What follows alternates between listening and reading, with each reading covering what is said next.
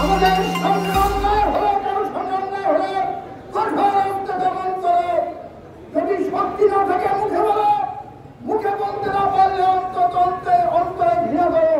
কিন্তু আমরা দেখছি সারা বিশ্বের মুসলিম নামধারী মুসলিম রাষ্ট্র না করে তাদের ক্ষমতা টিকিয়ে রাখার জন্য আজকে নির্লজ্জের মতো নীরবতা পালন করছে। এই সকল মুসলিম রাষ্ট্র নায়কদের বিরুদ্ধে আজকে